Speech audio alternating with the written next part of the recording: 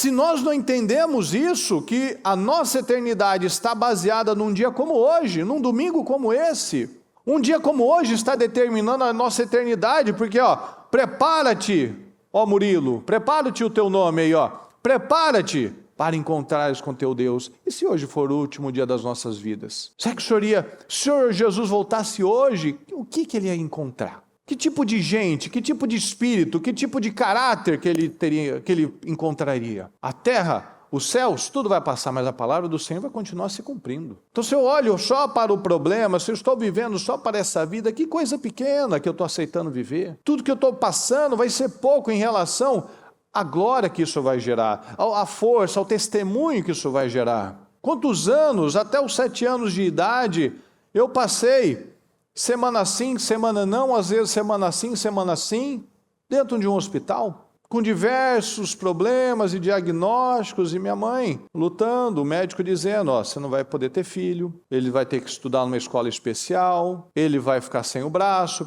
e olha a glória disso. Eu com 7 anos, hoje eu tenho 38, 31 anos, e através deste testemunho, deste grande testemunho, milhões de pessoas ao longo dos 30 anos foram tocadas e afetadas e puderam ter esperança. Seja pelo problema da epilepsia, que me disseram que eu não teria uma família, que me disseram que eu não faria faculdade, que me disseram que eu não teria capacidade, que me disseram que por tomar tantos remédios os meus ossos não desenvolveriam muito bem, então eu ficaria baixo. Graças a Deus, nunca perdi um ano, sou advogado, tudo isso revertido para a glória do Senhor.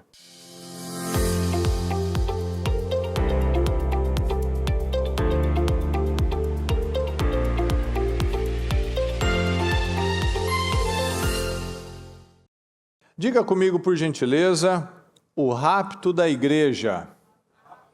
O rapto da igreja, a igreja sendo levada, né? Deixa eu ler algumas passagens, eu peço que você preste bastante atenção.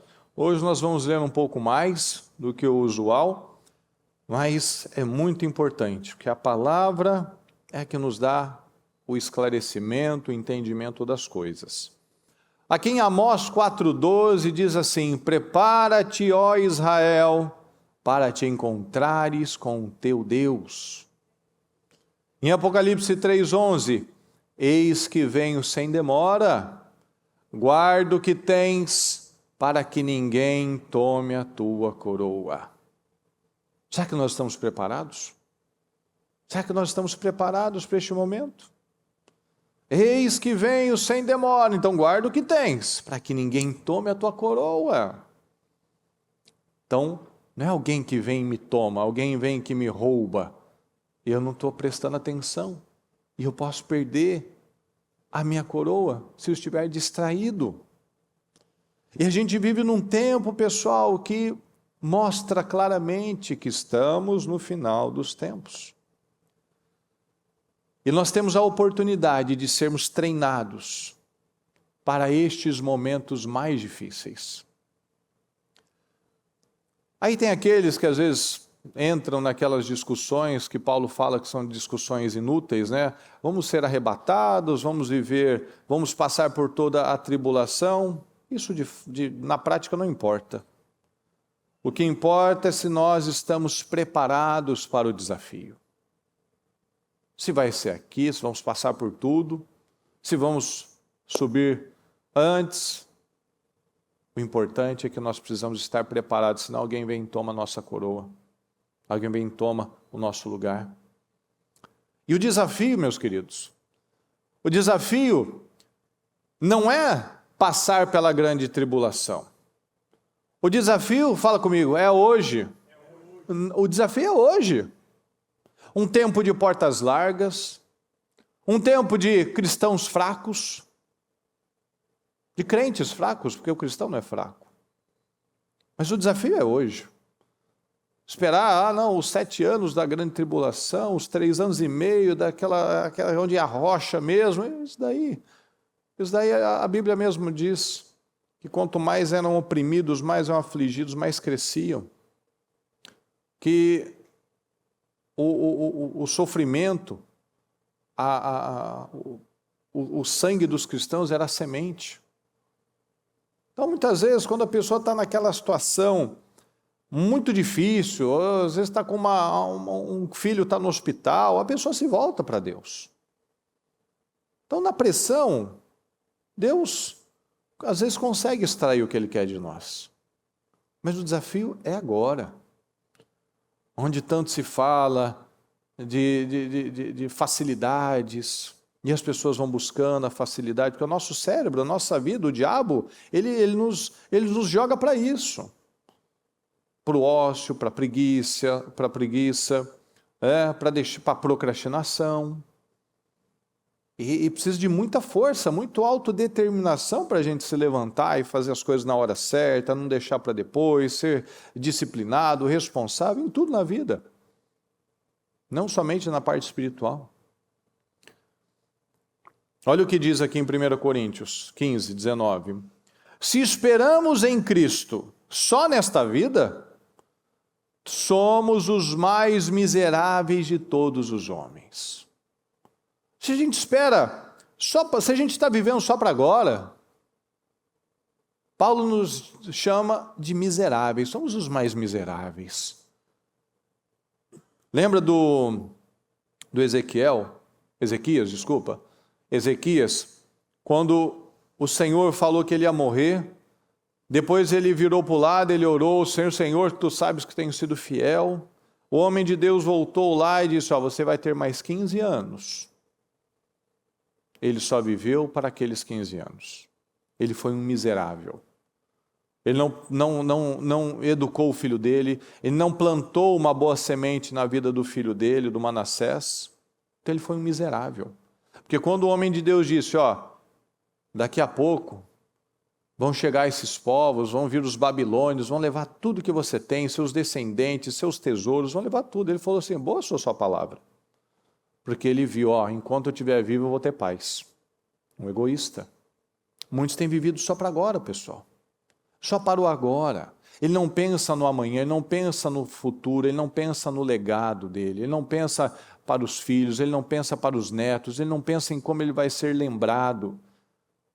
Nós somos os mais miseráveis, porque o nosso alvo é a eternidade. E nós só vamos alcançar essa eternidade com base no que eu faço agora, no que eu faço hoje.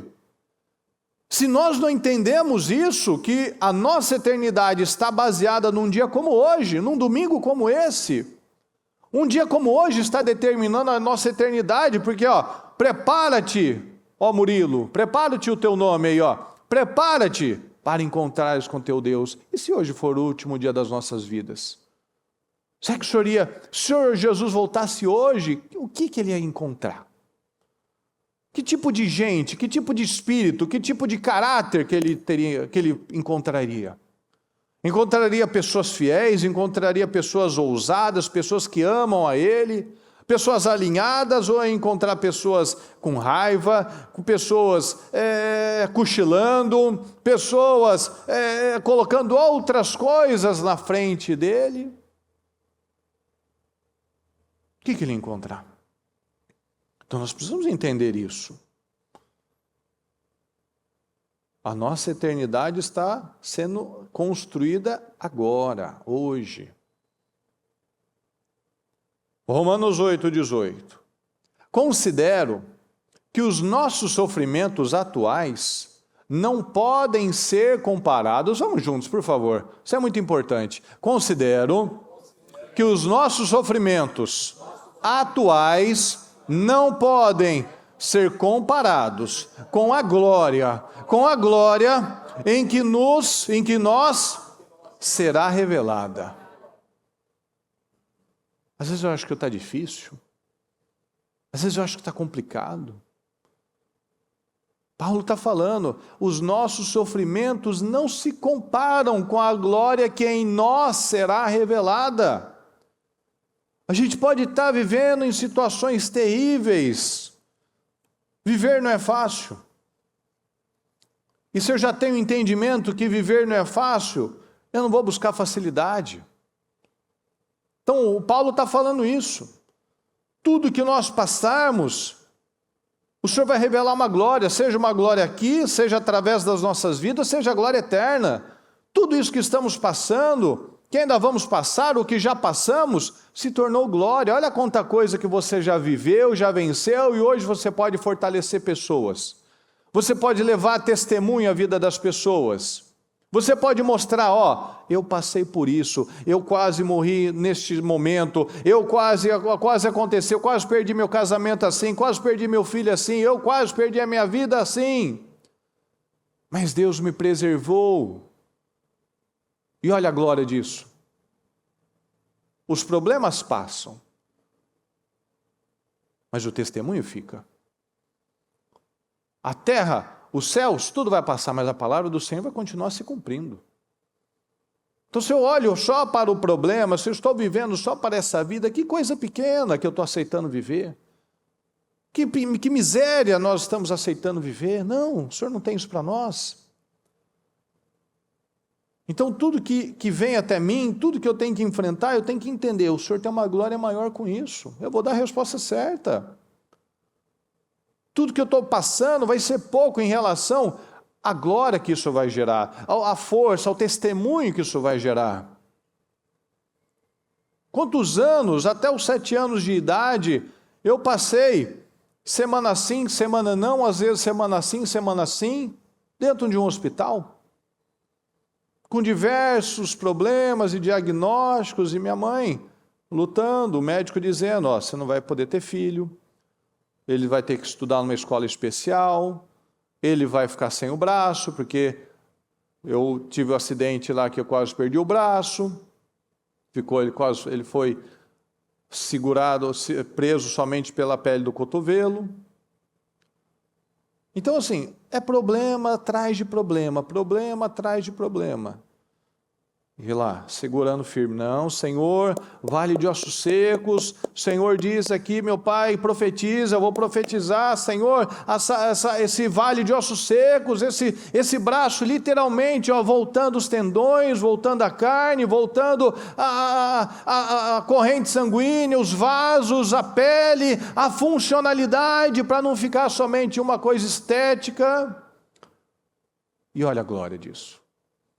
Eu com 7 anos, hoje eu tenho 38, 31 anos, e através deste testemunho, deste grande testemunho, milhões de pessoas ao longo dos 30 anos foram tocadas e afetadas e puderam ter esperança.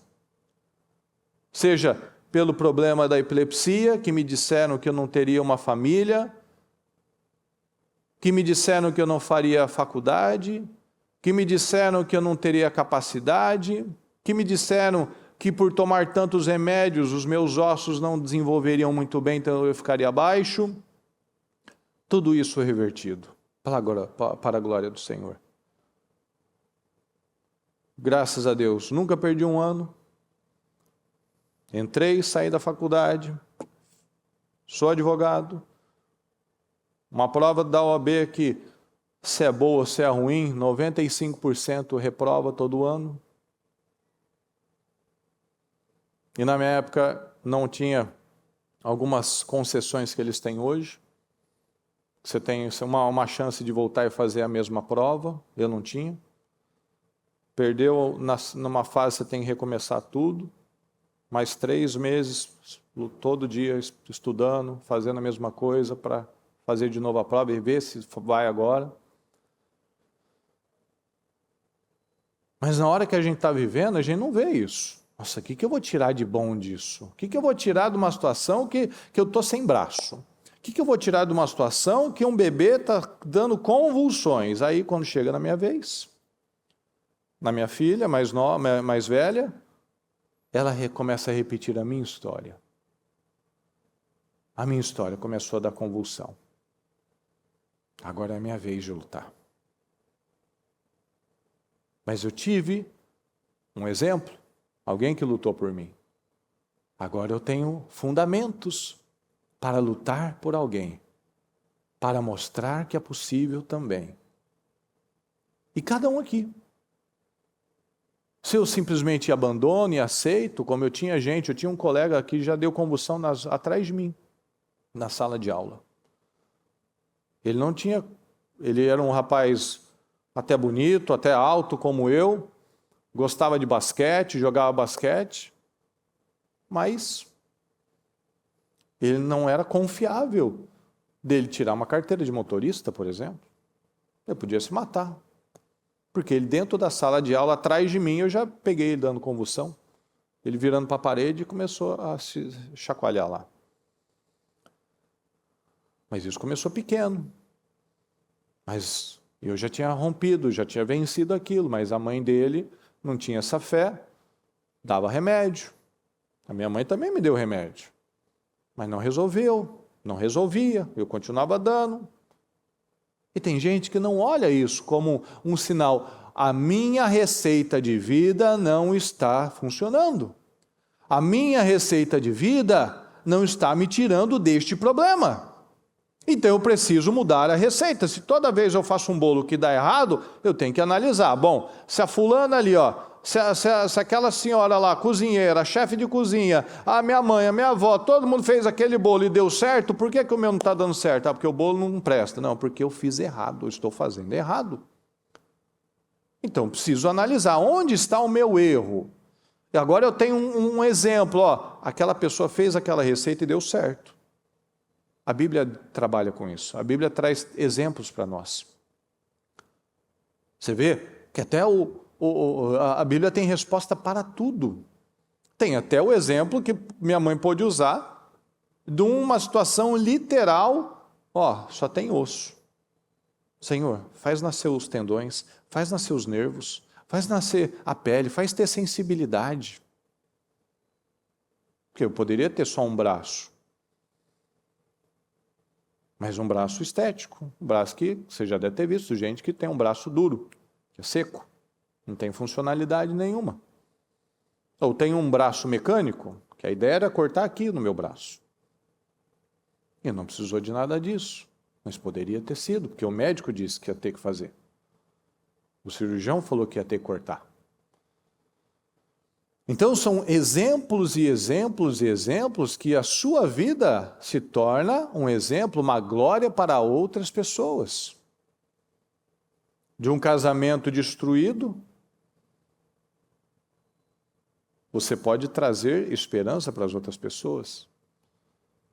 Eu já falei em algumas oportunidades, eu e a Mariana, nós somos casados há 14 anos. Os 7 primeiros, eu gosto de falar nessa expressão em tom de brincadeira, mas é verdade. Os 7 primeiros, o inferno, e os 3 seguintes, até o 10º, o purgatório. Porque houve uma leve melhora, mas ainda estava difícil. E hoje, Mariana falando sobre relacionamentos, falando sobre mulheres, eu podendo dizer como é o posicionamento, uma mudança do meu relacionamento não começou dela, começou de mim. Do posicionamento que eu entendi, num determinado ano, no propósito da mudança, que é o propósito que a gente tem agora em dezembro. Você não quer ir para o ano que vem desse jeito. Fiz por ela? Não. Fiz por Deus. Fiz porque eu não queria que as minhas filhas tivessem casamentos terríveis como o meu. Porque quando você olha para o outro, muitas vezes você não vai querer fazer nada, você quer que ele se exploda. Mas você sabe, não é isso que Deus quer. Eu não posso deixar essa marca aberta, por quê? Por quê? Por quê? Porque as guerras que eu não venço, os meus filhos vão ter que enfrentar. E eu quero deixar esse legado para as minhas filhas. Eu quero saber que eles têm lá um marido e elas se tornaram mulheres loucas e maridos estúpidos com ela? Não, eu tenho que vencer essa guerra agora, rápido. Que daqui a pouco a brecha continua aberta. Então eu não posso viver só para essa vida. Eu não posso viver só para o meu egoísmo. Não só para aquilo que eu estou gostando, sentindo. Não, a gente não faz o que a gente sente. A gente faz o que a gente sabe que tem que fazer. Pronto. Isso é um adulto. Isso é um homem. Isso é uma mulher, não uma criança. A Bíblia fala sobre isso, muito sobre isso, sobre imaturidade, sobre criancice. Quando eu era menino, quando eu era criança, quando era como o Gabriel, como o Samuquinha, eu falava, eu chorava, eu tinha manha, eu fazia gracinha. Eu falava, eu pensava e eu agia como criança, como menino. Mas agora que eu sou homem, eu deixei para trás, então eu não faço pirraça. Eu não ajo como uma criança. Eu não faço coisas para provocar, para irritar. Ah, mas o outro está fazendo para mim, eu vou fazer também. Essa atitude de criança. O que criança faz? Ah, ele fez, eu também fiz. Ah, ela falou assim, por isso que eu fiz assim. Direto, tem que trabalhar com a Maria e com a Ana. Direto. Direto tem que falar com elas. Opa, peraí. Um erro não justifica outro erro. Mas é fácil a gente corrigir os pequenos. Quando os adultos estão agindo pior. Porque eles ainda eles têm a justificativa de uma imaturidade emocional. Uma imaturidade de idade. Mas e eu, sou o grandão?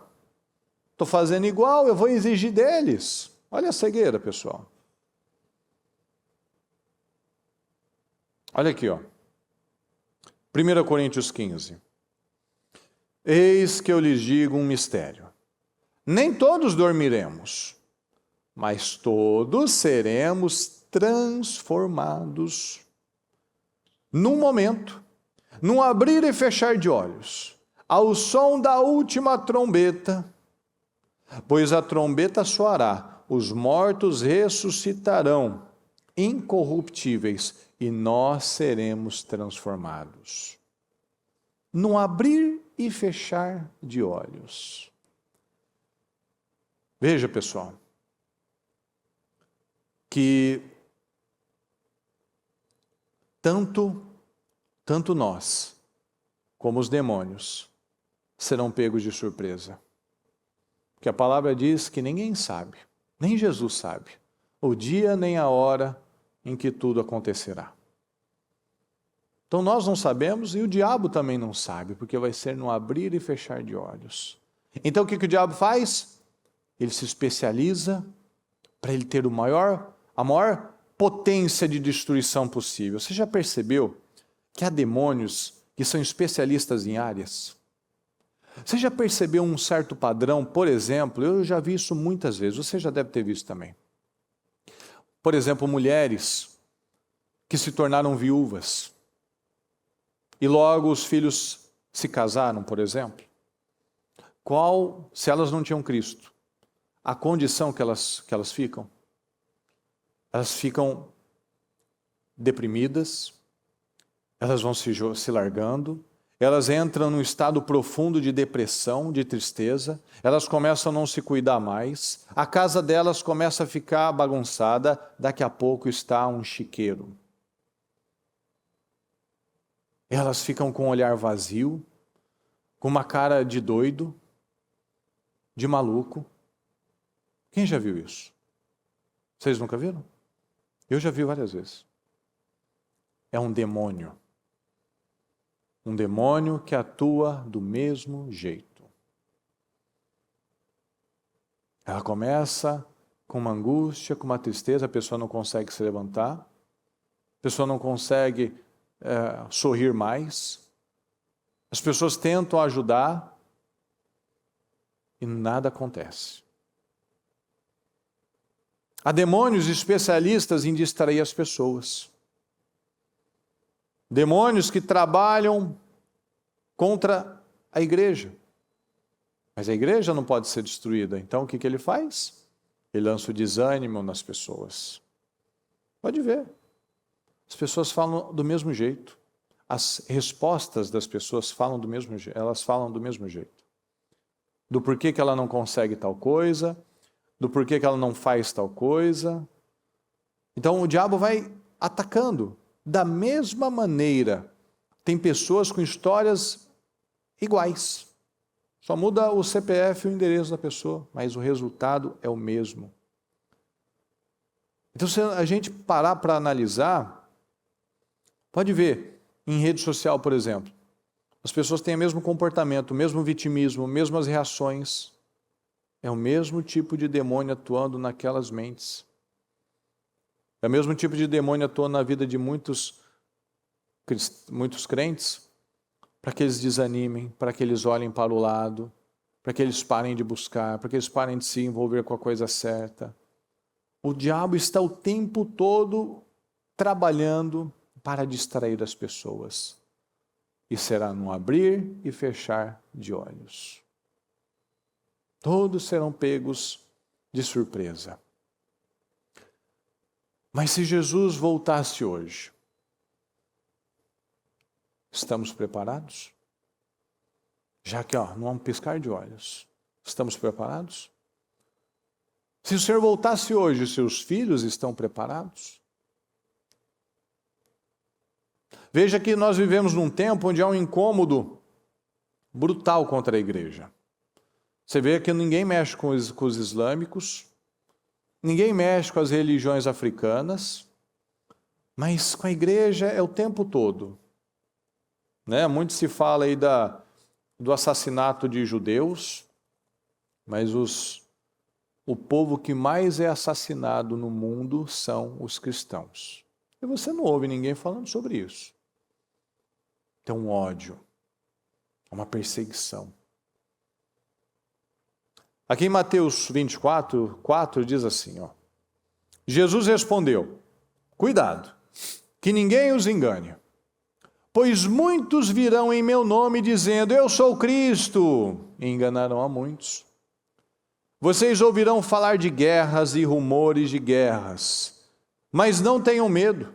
É necessário que tais coisas aconteçam, mas ainda não é o fim.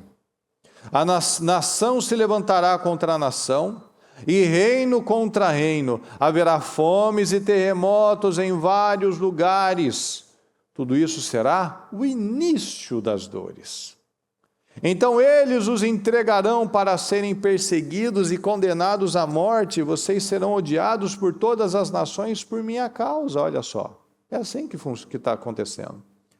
Naquele tempo, muitos ficarão escandalizados, trairão e odiarão uns aos outros. Olha o tempo que nós vivemos, dos escândalos, das ofensas. O escândalo é ofensa, pessoal. As pessoas não vivem ofendidas com todo mundo? Vocês não percebem isso? Tudo ofende, tudo, você me atacou, você está sendo isso, você está sendo aquilo. Você não pode falar nada, tudo a pessoa se sente no direito de se sentir ofendida. As pessoas, a palavra se cumprindo, as pessoas ficarão escandalizadas, trairão e odiarão. Olha, a rede social é o termômetro disso. Ódio, ódio, ódio, ódio. E numerosos falsos profetas surgirão e enganarão a muitos. E devido ao aumento da maldade, o amor de muitos esfriará. Mas aquele que perseverar até o fim será salvo. Vamos juntos. Mas aquele que perseverar até o fim será salvo. Ok? E este evangelho do reino será pregado em todo o mundo, como testemunho a todas as nações. E então virá o fim. O que mais a gente vive nos nossos dias é isso. Aqui tem Cristo, aqui tem Jesus. Esse lugar é de Deus. E a gente vê uma luta, uma busca por coisas muito mirabolantes, muito extremas. E quando a gente vê que há um extremo para um lado, que tem que ter muita coisa, muito evento, muito show, muita coisa, muita. Vamos ter mais isso, vamos ter mais aquilo. É porque está faltando o mais importante. Há lugares que o foco é em tudo, muitas coisas, mas deixam o essencial de lado. Falta o Espírito Santo, falta solidez, falta consistência na vida das pessoas. Falta fazer isso, é o trabalho de um professor. Falta valores, falta base, falta princípios. Não tem filhos bem treinados. Filhos que não sabem se posicionar, porque infelizmente os pais também não foram ensinados a se posicionar. Recebe uma crítica e ou perde o controle e desequilibra ou se cala. não é investido tempo de qualidade nas coisas. E aí vai se tornando uma igreja fraca. Falsos profetas, numerosos falsos profetas surgirão e enganarão a muitos. Tem um monte de falsos profetas defendendo um monte de coisa demoníaca. Nós já vimos, você já deve ter visto também, líderes defendendo aborto, líderes defendendo suicídio, onde você já olha o ponto que chegamos. Tem até quem defende o suicídio, que não é um problema. Líderes defendendo o divórcio, líderes defendendo que o comportamento homossexual é aceitável. Mas a gente precisa lembrar de um detalhe, pessoal. Jesus chamava todos a ele. Mas ele falava, vai, não peques mais. Então, fala comigo, por gentileza. O evangelho é inclusivo. Mas o seu povo é exclusivo. Então, Jesus recebe todo mundo. Mas ele não compactua com o pecado. Ele quer todo mundo perto dele, mas ele não vai compactuar com o comportamento. Ele ama a pessoa, mas ele odeia, ele abomina o pecado. Tem o cara também que fala que a Bíblia está desatualizada, e a gente vê pela palavra que ela nunca foi tão atual. Tem de tudo. A coisa está feia. Esses dias apareceu até um que defendia que teria até ateu no céu. Ateu, pessoal. Ateu no céu. Que tipo de coisa, que tipo de base que esse cara... E ele é do tipo daquele que diz que conhece a Bíblia assim, de capa a capa. De cabo a rabo. Ele não lembra, já que ele conhece tanto a Bíblia, ele se esquece dos versículos que diz que só é salvo aquele que crê em Jesus, por exemplo. Ele se esquece, por exemplo, da passagem de João 3, que Deus amou tanto o mundo que enviou o seu único filho para que todo aquele que nele cresce não pereça. Todo aquele que nele cresce. Não pereça, mas tenha vida eterna. Ele se esquece da passagem de Romanos 10, a passagem lá do batismo. Se você confessar com a sua boca e crer no seu coração que Jesus ressuscitou dos mortos, você será salvo. Não, esquece esses versículos bobos, né? O importante é que vai ter até ateu, porque Deus sabe do coração. Se ele é ateu, né? Qual que é a lógica dele? Não tem nenhuma, na verdade, né? Não lembra da palavra, do caminho? Qual que é o caminho que a gente tem que entrar? Do estreito e apertado, porque é esse que conduz à vida. Dos versículos que fala da imoralidade lá de Gálatas, que fala da imoralidade lá em Romanos, que fala da imoralidade em Apocalipse. Tem pouca coisa, né? Tem pouca coisa que ele tem que passar por cima para dizer coisas desse tipo. Para defender tudo isso. E tem muita gente que vai atrás. Muita gente que acredita. Muita gente que vai nessa linha, que verdade, ou seja, não é que ela acredita de verdade, ela simplesmente encontrou alguém que valida aquilo que ela queria fazer. Bom, os assassinos não vão herdar o reino do céu, mas eu não quero esse filho, então eu vou abortar. Mas o pastor diz que está tudo bem. Que Deus sabe do meu problema, da minha condição, que não dá, que eu não estou preparado, que a minha carreira não permite, que eu não tenho cabeça para isso. Então, algumas pessoas vão buscando essa linha. Aqui em Mateus 7:20, olha só. Portanto, pelos seus frutos os conhecereis. Nem todo, olha só, nem todo que diz Senhor, Senhor, entrará no reino dos céus.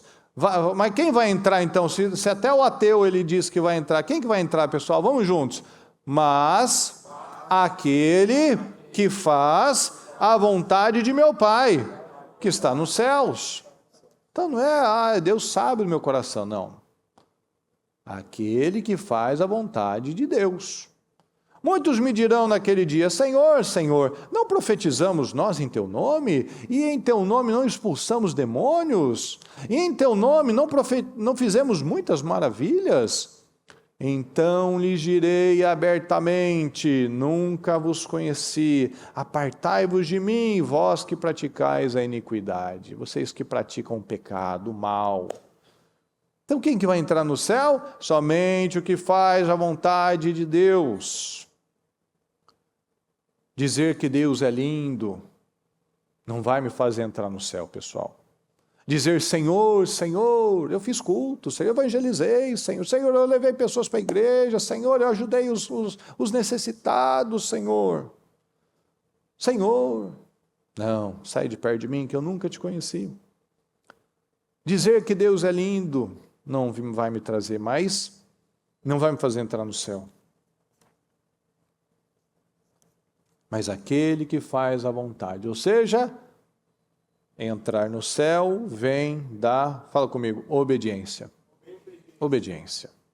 Vem de me desagradar para agradar a Deus. Vem de não fazer aquilo que eu estou afim, mas aquilo que a palavra diz que é o caminho. A palavra diz que a inclinação do ser humano é sempre somente para o mal.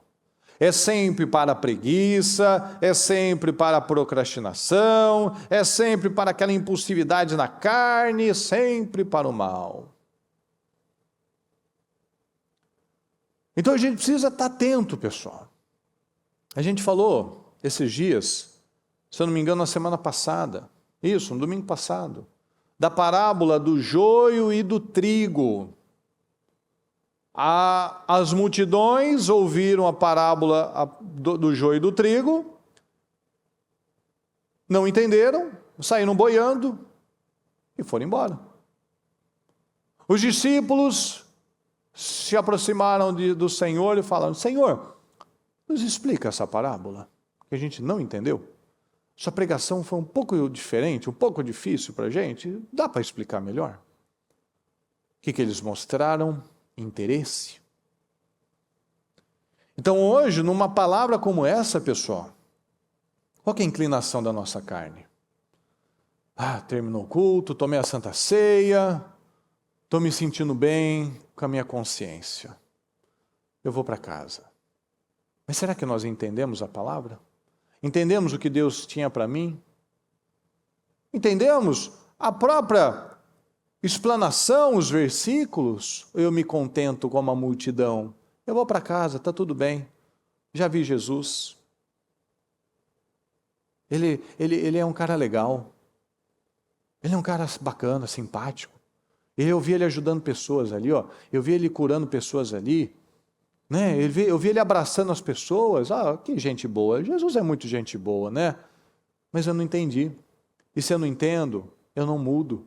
Porque sem consciência não tem mudança. Eu preciso de consciência para mudar. Eu preciso de consciência para trazer o que está sendo falado, o que está sendo lido, o que está sendo exemplificado, eu trazer para a minha realidade.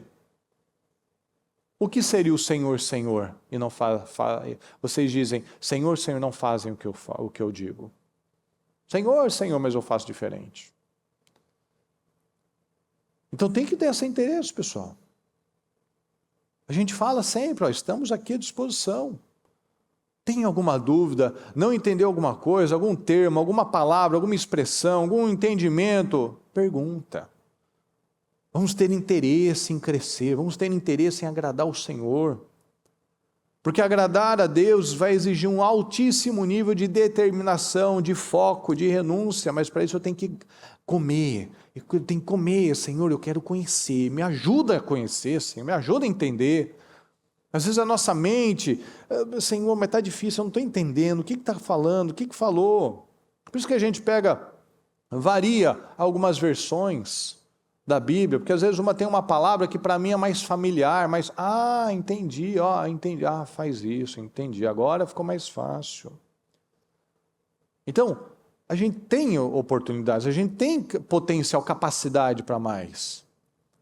Então eu preciso desse foco, desse interesse, tudo é interesse, tudo é interesse. Jesus, pessoal, precisa ser provocado. Deus precisa ser provocado. O que é provocar? Eu preciso chamar ele, ó, Senhor, me ajuda a entender, Senhor. Você vê que Jesus falou a palavra, disse a parábola do joio e do trigo e foi embora. Ele está esperando eu provocar ele. Senhor, me dá mais, me explica mais. Igual quando o professor vai lá dar uma aula, todos os alunos vão embora. Fica aquele lá, professor, deixa eu tirar uma dúvida. Eu não entendi esse exercício, o senhor fez aí, eu copiei e tal, mas eu não entendi. Quer dizer que todos os demais entenderam, pessoal? Sim ou não? Só eu que sou o burrão aqui, que eu fui lá para perguntar, porque só eu que sou o mais ignorante, eu não entendo. Não, eu fui o mais interessado. Eu fui mais interessado. Ah, não, eu quero ir para o intervalo, eu quero tomar o lanche logo, eu quero ir lá para o recreio. Senhor, o professor, me explica isso daqui, que não ficou clara essa parte para mim. É o mais interessado. O mais interessante é o mais interessado. Se você quer ser uma pessoa que toca as pessoas, se você quer ser uma pessoa que agrega a vida das pessoas, você precisa ser o mais interessado. Numa empresa, o que mais se destaca é o mais interessado. O mais interessante é o mais interessado. Numa família, a mesma coisa. Você não tem o que agregar, você não tem o que acrescentar, você não tem palavras para levantar pessoas, você não tem um padrão de excelência, né, de santidade, eu penso para falar, e o que sai da minha boca é bênção, né, a minha atitude, a minha postura não tem mudado, eu não vou ser mais interessante, eu não vou ser uma pessoa admirável, uma pessoa seguida, uma pessoa respeitada, porque eu não estou agregando.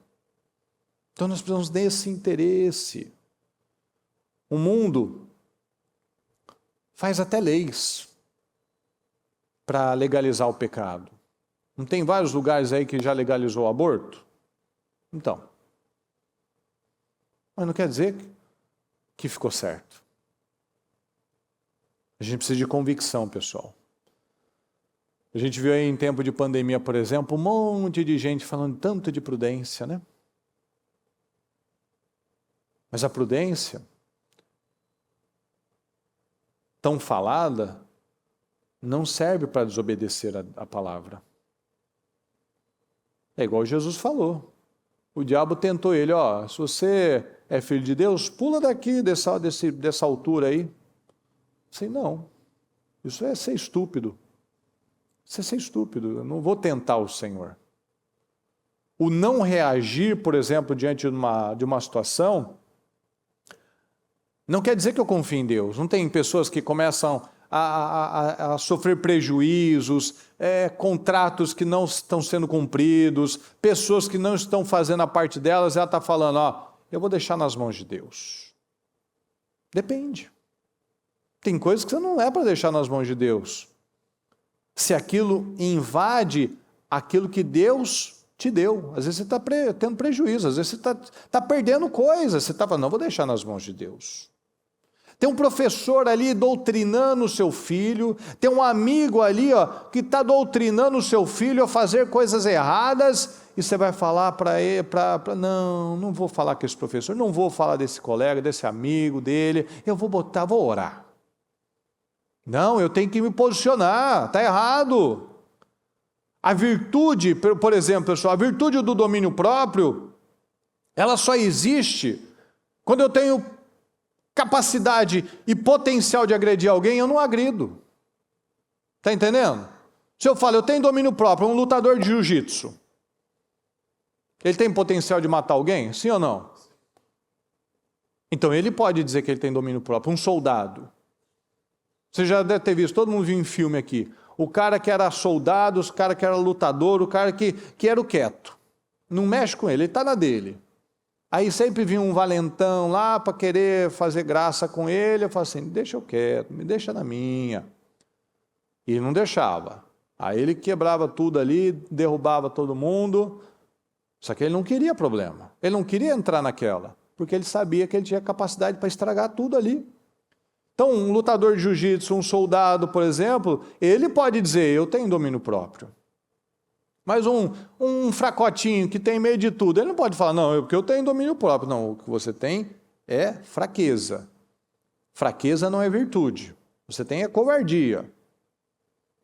Então, Deus não está na passividade, com a desculpa de que é prudente. Deus não está numa passividade com a desculpa que eu vou deixar nas mãos de Deus. Passividade é diferente de paciência. É diferente. Passividade, fraqueza não é virtude. Se a pessoa não tem potencial, não tem coragem de fazer nada, ela não tem a virtude do domínio próprio. Ela tem covardia. Então a gente precisa dar o nome certo às coisas. Senão a gente vai, não, vamos ser prudentes. Não, vamos deixar nas mãos de Deus. Não, peraí. O que é certo é certo. O que é seu é seu. O Jefité, o inimigo falou, ó, vocês tomaram as nossas terras. Não, peraí. Isso daí foi há 300 anos, nós conquistamos em batalha e nós não vamos abrir mão do que é nosso. Ah, então vou te atacar. Então vamos lá. É assim. Não queremos problema, mas o que é meu é meu. Não é meu? Então beleza, está certo, errei, falhei, né? Então não é meu momento, eu passei do ponto, eu fiz de uma forma errada, me desculpe, mas é meu, é a minha casa, são os meus filhos, eu vou me posicionar, eu vou ensinar eles, meus filhos, vocês têm que saber se posicionar. Vocês têm que saber se posicionar. Vai falar de Halloween? Já foi ensinado sobre o Halloween? Já foi ensinado? Não, nós não fazemos isso, nós não concordamos com isso. Nós não vamos fazer isso. Ah, mas a professora disse que tem que fazer. Não, nós não vamos fazer, porque isso é contra os nossos valores. Igual esses dias a gente recebeu do Davi, lá da Tati. Eles estavam lá na escola e precisava fazer um trabalho sobre uma pessoa que fez a diferença na história. E o Davi, ele falou, não tem melhor do que Jesus.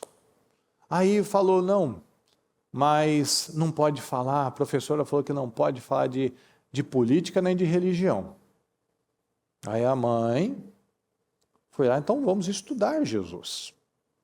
Não vamos falar, Jesus ressuscitou dos mortos, Jesus curou tantas pessoas. Vamos falar de quem foi Jesus. Foi um homem que marcou a história da humanidade.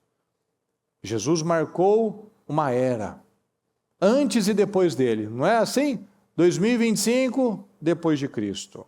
Tantos anos antes de Cristo. Jesus marcou uma história.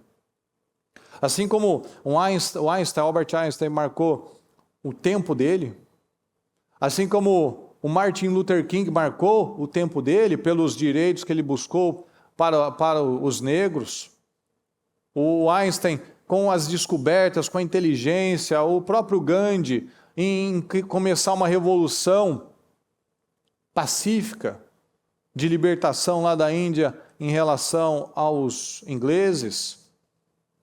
Ou seja, são homens que fizeram a diferença no seu tempo.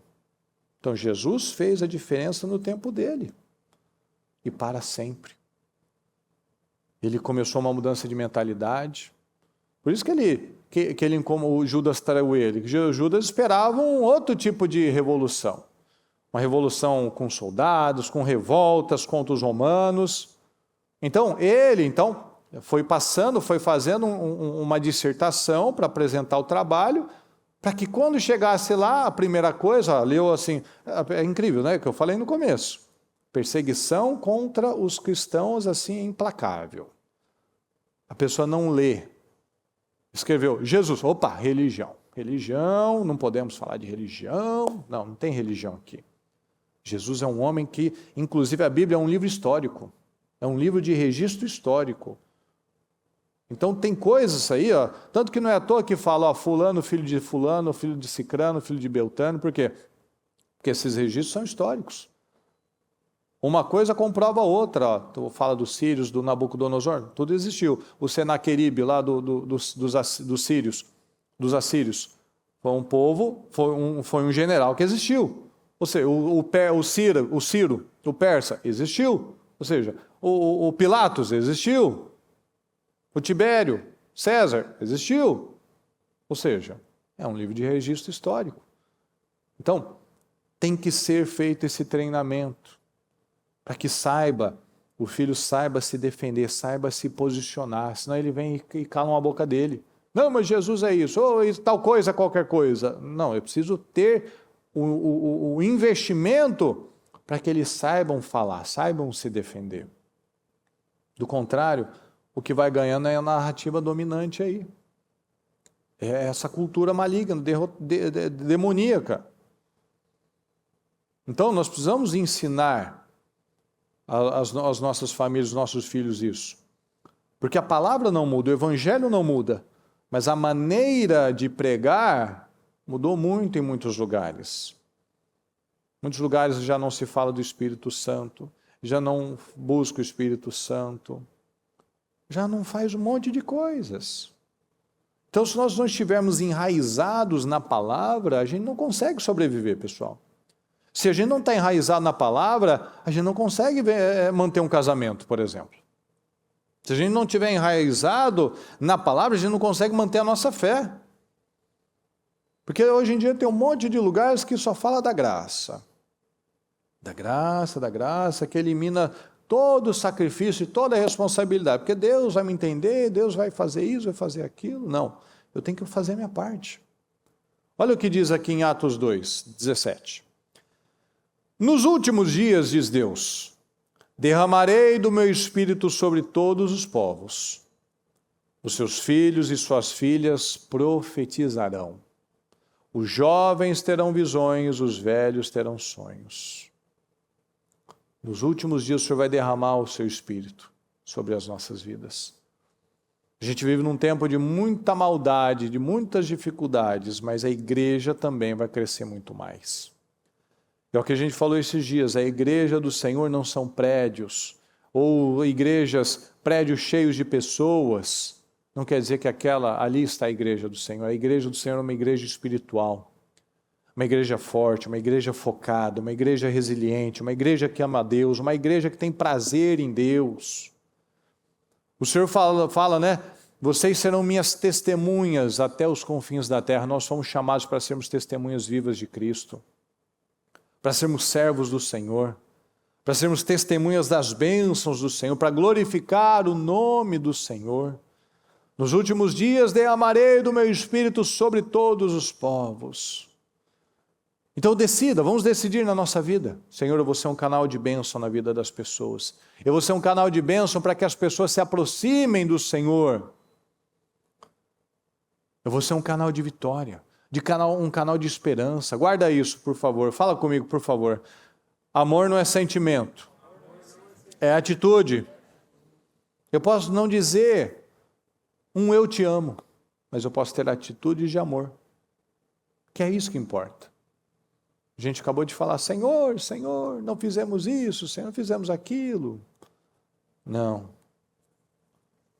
Mas aquele que faz a vontade do meu Pai.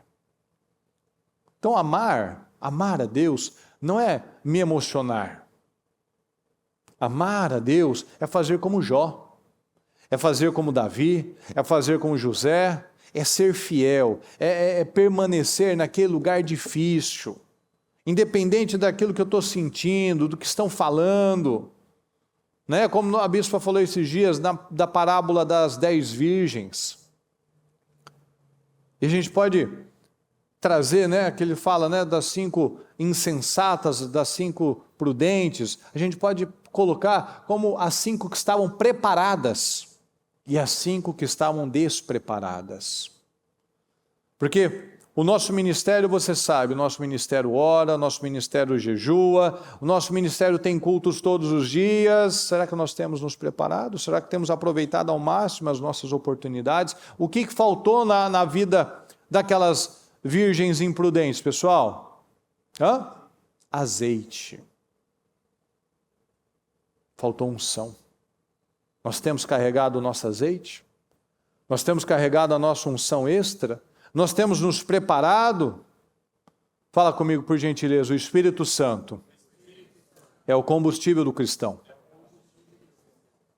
Nós temos nos enchido do Espírito Santo, nós temos nos enchido do combustível do cristão, porque sem esse combustível não dá.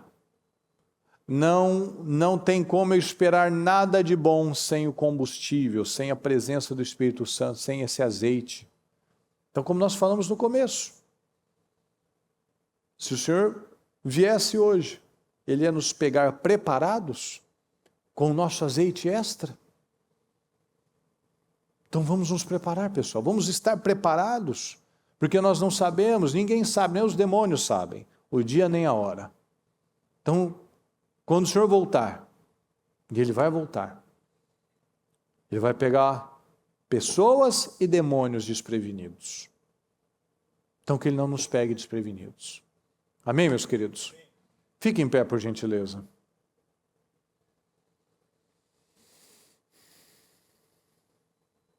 Feche seus olhos, por favor. Eu peço que você medite nessa palavra. Se você eventualmente perdeu alguma parte, volte e assista novamente esse culto, o rapto da igreja. Peça esse culto, se for necessário. Tenha um interesse, que a gente falou agora há pouco. Vamos ter esse foco. Que você persiga isso. Eu preciso desse azeite extra, Senhor. Eu preciso desse azeite, dessa unção extra. Eu quero estar cheio, Senhor. Não apenas ser cheio do Espírito Santo, mas permanecer cheio do Espírito Santo. Essa deve ser a nossa maior busca, pessoal. A nossa maior busca deve ser em estar alinhado com o Espírito Santo. Porque Jesus vai voltar. João 20 mostra isso. Depois leia essa palavra tão linda, João 20. Quando o Senhor Jesus morreu, ressuscitou, e a porta e a pedra do túmulo havia sido movida, e disseram que estava vazia. E João e Pedro correram, e Pedro entrou, e João e Pedro viram que havia vários tecidos ali, vários panos, mas havia um lenço, o lenço que estava no rosto de Jesus, estava dobrado. Isso na cultura judaica tem um sentido extraordinário, que quando o Senhor daquela casa, ele estava almoçando, ele estava jantando, e ele pegava aquele lenço e dobrava e deixava ali no canto da mesa e se levantava, o servo não tirava o prato dele, porque aquele era o sinal que ele ia voltar.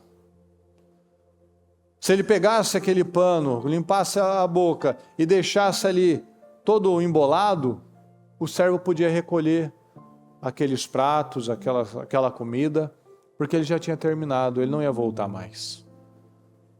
Então ali tem que eles viram o lenço dobrado e muitos se alegraram, porque Jesus deixou lá o sinal, eu vou voltar. Então ele vai voltar. Então não vamos viver só para esta vida, falando dos meus problemas, das minhas situações. Que Paulo falou, quem vive só para essa vida é o mais miserável dos homens. Não está pensando em ninguém, está sendo egoísta, não está deixando nada para ninguém, não está deixando um legado para a próxima geração. Então vamos nos posicionar, meus queridos, vamos andar em temor, vamos ajustar a nossa vida, ajustar a nossa rotina com Deus, ajustar o nosso casamento, ajustar a nossa vida espiritual, vamos ajustar, vamos investir nos nossos filhos, vamos ensiná-los a falar a língua certa. Veja que Daniel, que trabalho espetacular que os pais de Daniel fizeram com ele. Os pais dele haviam sido mortos. E ele se manteve lá, firme, no país da idolatria, atento aos detalhes. Ele poderia ter pensado, é só comida. É só comida, não. Essa comida é consagrada, isso não é brincadeira, não. Então, os 3 jovens, se vocês não se curvarem, vocês vão ser lançados na fornalha. Ô rei, se o nosso Deus não nos livrar, Ele pode nos livrar, mas se Ele não nos livrar, a gente não vai se curvar ao seu Deus. Ele pode, mas se Ele não fizer também, não muda nada para nós. Nós temos preparado crianças assim, que vão ser assediadas pelo mal, assediadas pelas redes sociais, pela imoralidade, por uma série de situações. Eles sabem? Não. Eu não vou. Eu sei dizer não. Eu fui ensinado a me posicionar, fui ensinado a saber dizer não. Então vamos manter a nossa lamparina cheia, meus queridos, cheias de azeite. Vamos manter a nossa vida cheia de unção. Vamos manter a nossa vida. Vamos ocupar o nosso lugar. Que o Senhor nos deu poder e autoridade para vencer tudo. Então nós temos capacidade, nós temos potencial, nós temos unção para ocupar o nosso lugar e fazer deste tempo o tempo onde o Senhor vai poder nos usar. Fazermos parte deste momento da história e deixarmos um legado. Então, eu peço que você fale com o Senhor neste momento. Vamos nos alinhar a Ele. Fale com Ele, por favor. E os anjos clamam, Santo, toda a criação, Santo, exaltado és, Santo, Santo para sempre. Diga ao Senhor. Diga ao Senhor, alinhe-se a Ele. Ajuste-se. Vamos nos ajustar. Vamos entregar de verdade a nossa vida ao Senhor. Vamos nos alinhar de verdade ao Senhor. Vamos atrair este poder sobre nós. Vamos fazer parte dos planos de Deus para este tempo. Não vamos viver mais como tantos que têm vivido atribulados, aflitos, correndo para um lado e para o outro e não se importando com Deus, não se importando com o seu legado, não se tornando uma pessoa notável, diferenciada. Os notáveis, os heróis, são os fiéis, diz a palavra. Então vamos nos posicionar em nome de Jesus. Em nome de Jesus. Alinhe-se a Deus. Alinhe-se com a sua casa. Alinhe-se da sua vida com o Senhor. Priorize a Deus. Priorize o Senhor. Alinhe-se aos propósitos dEle. Fale a língua dEle. Vamos falar a língua do Senhor. Que não haja palavras pesadas, negativas, mas palavras de bênção. Eu vou usar a minha língua a meu favor, não contra. Eu vou buscar a presença do Espírito Santo. Eu quero a presença do Espírito Santo. Eu quero permanecer cheio, Senhor do Senhor. Eu quero a sua presença, Senhor. Eu não quero ser daquele ser que diz: Senhor, Senhor, eu fiz tanto, que até se emociona, mas não tem atitudes de fé, não tem atitudes de amor, não palavras, mas ações. A palavra diz que o reino de Deus não consiste em palavras, mas consiste em poder. O Senhor quer um povo poderoso, não um povo que apenas fala, mas um povo que age, um povo que se posiciona com autoridade, com fidelidade, com firmeza. Eu creio, Senhor. Eu creio, Senhor. A sua palavra disse que nos últimos dias o Senhor derramaria da sua graça, do seu poder, da tua unção sobre nós. Derrama, Senhor, sobre nós.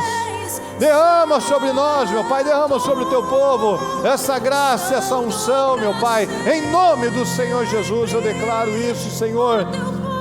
Eu declaro, Senhor, eu declaro um povo que te ama, um povo cheio do teu Espírito Santo, meu Pai, em nome de Jesus, um povo com azeite extra, com unção extra, Senhor, um povo que está preparado, Senhor, um povo preparado, um povo treinado, Senhor, para as batalhas, um povo treinado para as guerras, que sabe dar a resposta certa, que sabe se posicionar, meu Pai, na vida, que crê, Senhor, na verdade, que crê na sua palavra, Senhor, que dá passos de fé, e não olha mais para o que estão fazendo ou falando, meu Pai, está olhando para o Senhor, porque quer a sua presença, quer a sua presença. Diga a Ele: eu quero o Senhor, meu Pai. Diga a Ele: Senhor, eu quero a sua presença, eu preciso do Senhor. Diga a Ele: eu preciso do Senhor, meu Pai, eu preciso do Senhor, eu preciso da sua presença. Diga a Ele, diga que você o ama, diga que você o ama, que você precisa dEle, diga que você precisa dEle. Senhor, eu preciso da sua presença, Pai querido, eu preciso da sua presença, meu Pai. Eu preciso da sua presença. Me ajuda, Deus, me ajuda. Me ajuda, Senhor. Peça a Ele. Você me ajuda, Senhor, nas minhas lutas. Me ajuda nas minhas dificuldades. Me ajuda, Senhor. Às vezes eu não entendo algumas coisas, meu Pai, me dá clareza. Me ajuda a enxergar, meu Pai. Abre os meus olhos. Me ajuda, Deus querido. Tem misericórdia de mim. Diga isso a Ele. Adore ao Senhor. Adore ao Senhor.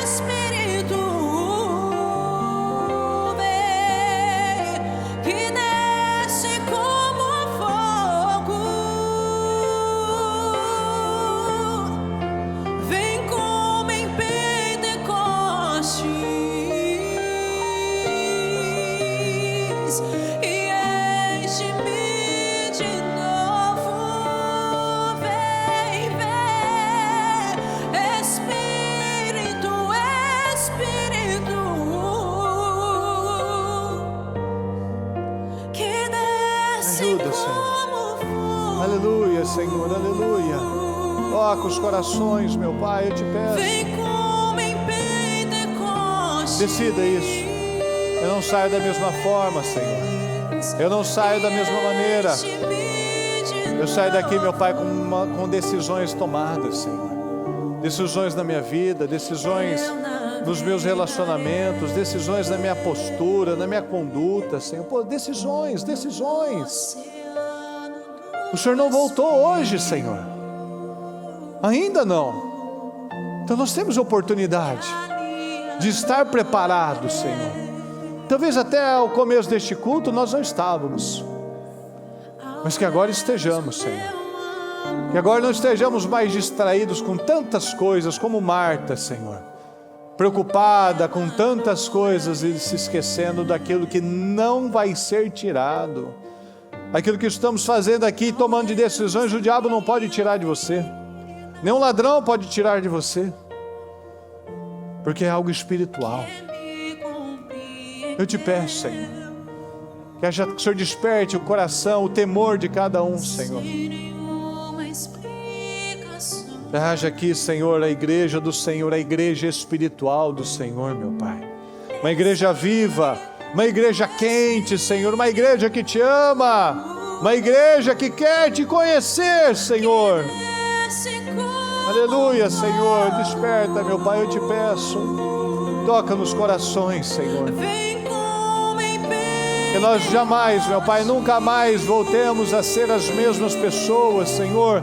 Que possamos ver um dia após o outro, Senhor, a mudança interna, a mudança no caráter, a mudança no tratamento, a mudança, Senhor, a mudança, para que haja mudanças fora, mudanças externas, meu Pai, em nome de Jesus. Eu te peço, Senhor, coloca a tua mão. Eu peço, Senhor, que a tua palavra tenha vindo e tocado os corações, Senhor, e que possamos sair daqui muito maiores, Senhor, muito mais cheios e preparados, meu Pai, do nosso azeite extra, da nossa unção extra, Senhor, do poder, meu Pai, que somente o teu Espírito Santo pode nos dar. O Espírito Santo é o nosso dunamis, Senhor, é a nossa dinamite, é o nosso poder, meu Pai, a nossa arma secreta contra o diabo. É o teu Espírito Santo, meu Pai, que nos dá força, que nos dá foco, meu Pai, para fechar as brechas, para agir da maneira intencional, Senhor. É somente o teu Espírito, meu Pai, que na carne nós nunca conseguiremos, Senhor. Na carne nós nunca teremos força para romper, porque a carne e o Espírito estão em constante conflito. Então que aqui, Senhor, cada um esteja entendendo o que tem entendido, Senhor. Eu vou fortalecer o meu espírito, para que a carne seja dominada, seja subjugada pelo Espírito Santo. Eu te agradeço, Senhor. Te agradeço por esse dia, por essa manhã, por essa palavra, por essa mensagem. Eu te agradeço, porque eu creio, Senhor, em grandes mudanças. Eu creio, meu Pai, em grandes respostas. Eu creio num povo diferente, Senhor. Eu creio que a tua igreja, meu Pai, é a tua igreja. É a tua igreja, Senhor.